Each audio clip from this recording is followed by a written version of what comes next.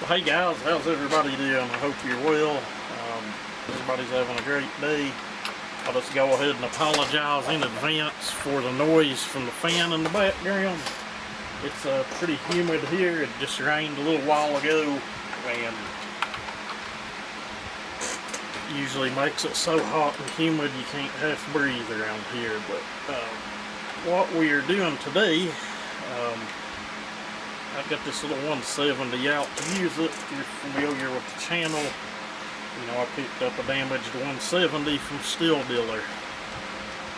Had broke handle in the back. Who knows what happened, if it was done in the store, if someone bought it, done it, returned it, or if it was done during shipment. But honestly, I don't think the little saw had ever been ran at all before I purchased it. But bought it as is, no kind of warranty or anything on it. I brought in some foliage from outside with the saw, I guess. We bought this thing to modify. I've already got the carburetor needed. I've got a few other little odds and ends.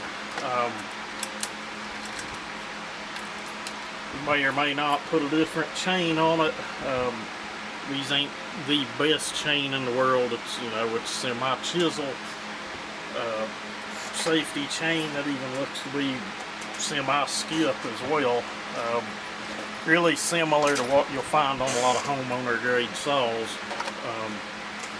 This 16-inch saw though, that's a positive, I guess. But what I'm doing today is, like I said, I got it out, worked with it a little bit. This has got a 1, 2, 3, 4. It's got a 6-pin sprocket on it, 3/8 low pro. You probably leave that alone. Usually when you port these, you get the RPM up on them. That, you know, the 6 pins usually do just fine. So what comes on a lot of your little small homeowner class saws.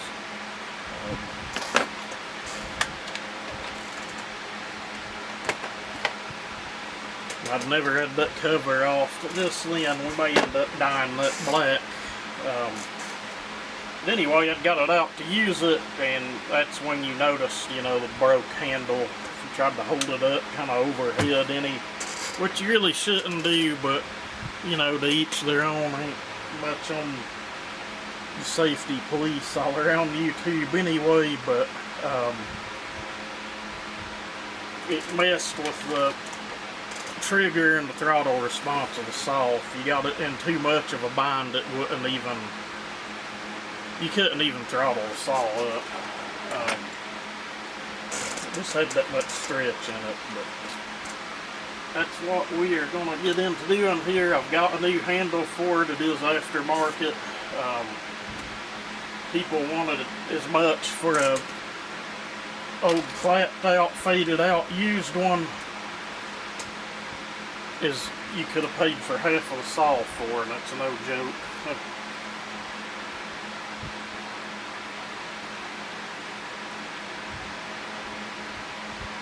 I didn't even attempt to price a new handle. Those came out a little easier than normal. Let's see what we're going to have over here. Okay, that is a Torx.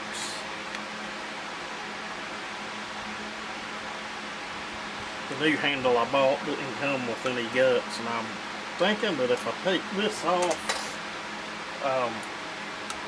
that I can just pull this assembly out, is what I'm hoping. And we're going to have to get the throttle lever back up out of the way. Take that off, which is still fine. Make sure I got you guys good in the frame, because somebody might need to know this, who knows.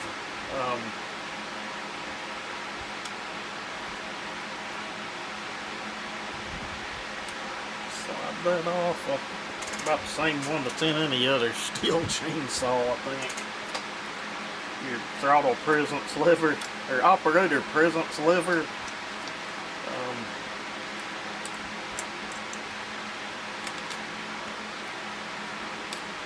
have it. Alright guys, after some figuring here, it's looking like I just kind of popped these out. Doesn't look like there's any screws or anything to take out, but they just kind of pop out of the handle, which I'm not a fan of at all. I don't guess they really expect for people to abuse a little 170 to the point where they rip the handlebar out of it. That happens though, probably more frequently than you would ever imagine.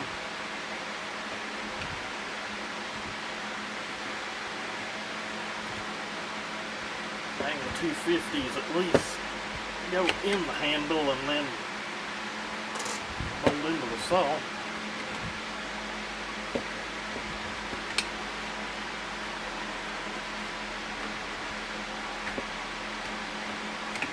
Okay, so we're loose there. Now we need to get it loose up front.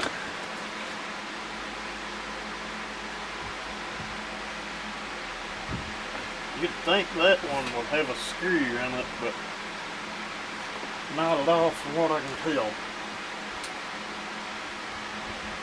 So we'll just pop it out as well.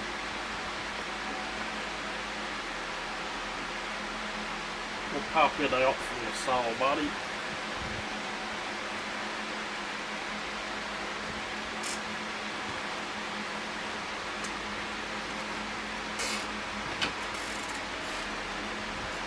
There we go. There's our handlebar off of the saw. Give you a better look at where it's broke. I'm assuming I'm going to change this out of here and put it into the new handle. Alright guys, it was just as simple as I'd got a phone call, so just kind of popped that out and put it back in this new handle offline, but it kind of looks, I've got some grommets over here in the cabinet, looks like the same grommets as a 250 or like the small upper one that's like on a 029 or something, but let's say we spray these down. I was right, there is no kind of screw or nothing in them. They're mainly just held in there by their own goodwill, and I would assume that if you jerked on it too hard, you could probably just jerk the handlebar right off the little saw if you was mad enough at it, I guess. These are generally a good little saw. I've seen some guys say they got them and had bad luck, but we all know how that goes. I've done discussed that and really don't want to go over it again, but it happens. You can get one of anything that's bad. Guys, I ain't 100% sure that I will even video popping those back in because it looks like it could be fun to do so.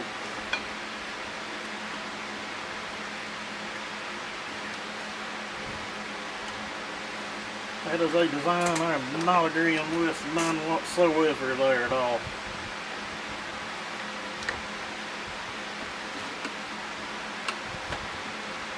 You'd probably be much better off maybe to wrap a little string around those and kind of get them to pop in that way.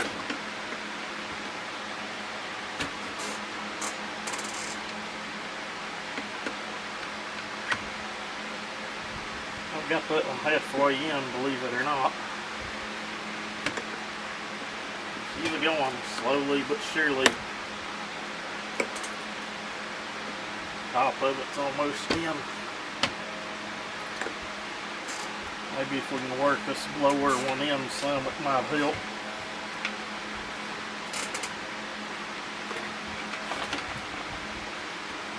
There we go.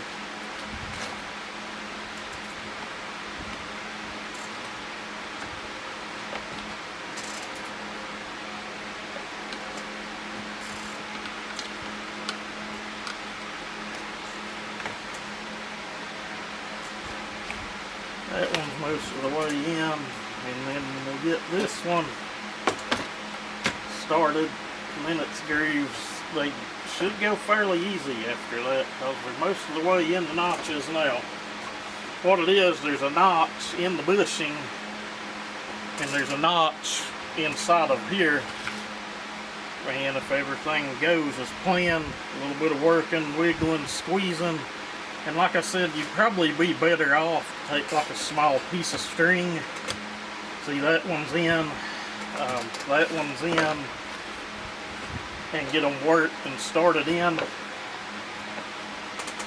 Kind of like how you do on an intake boot on certain saws. But this is, you know, maybe to help someone down the line. You guys know I do a lot of videos like this, and you know, it kind of gives me the ability to sit and run my jaw a little bit too. But this is just simple, stupid stuff most people don't care to even watch. But there they're in. That one needs to pop just a little more. Up there it is. And there we have it. We have a new handle installed. We got to get our little plugs back in, get our throttle linkage back in, and this one will be a done deal for now. I've got to do some modifications to that carburetor. I think most of you know the drill on that anyway.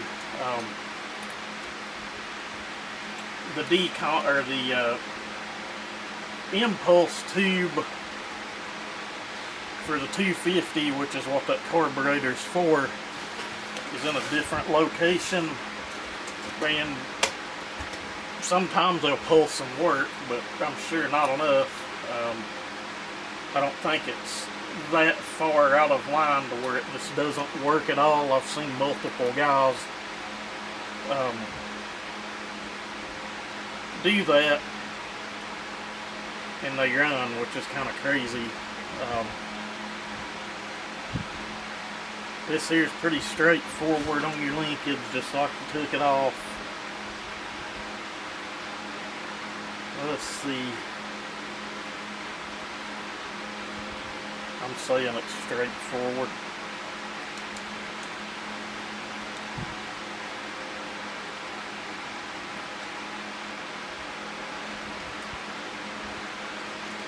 There's that.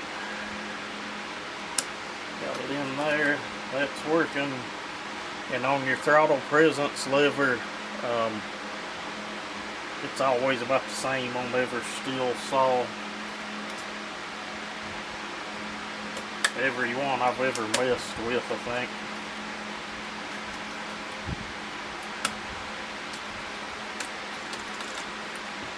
Unless I missed a spring groove. That is exactly what I've done.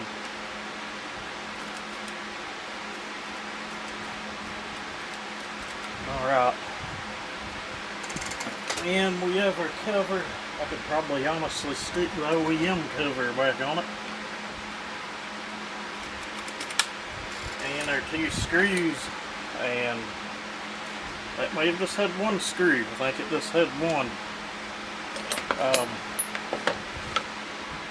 Edit, guys, and I don't know where I'll throw this in, but I didn't realize it because the other handle was busted and broken. But I knew this just didn't feel right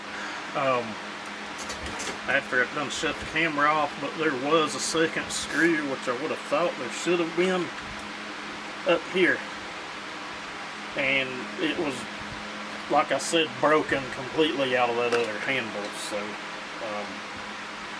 just wanted to edit that in, just so nobody didn't think I missed out on that. Find the T-handle I took it out with. This little saw will be a done deal.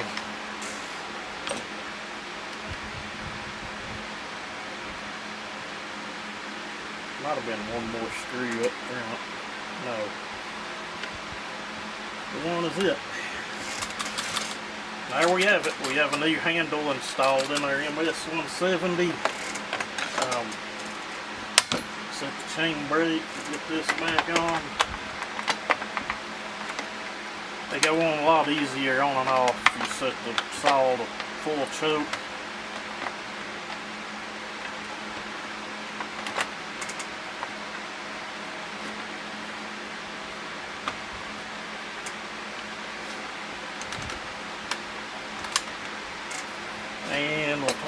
wrench. We'll lock this back in place, and there you have it, guys. Done deal.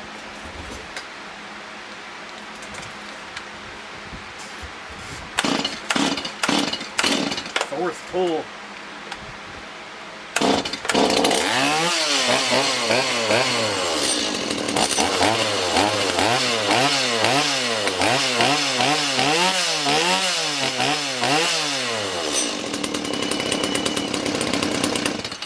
She's a mean one. Sorry about that, guys. Again, had to answer a call. Well, it's looking like this one's a done deal on that part. As always, thank you guys for watching. You know, hopefully this helps someone down the road, but we will get into complete disassembly on this in the future, and see if we can make a daylight to dark difference on its performance. If you're interested in that kind of thing, you know, I'll show you what you need to get and what you need to do, and give you a rundown on what it costs, and you know, we'll show some results on this. But anyway, you guys have a good one.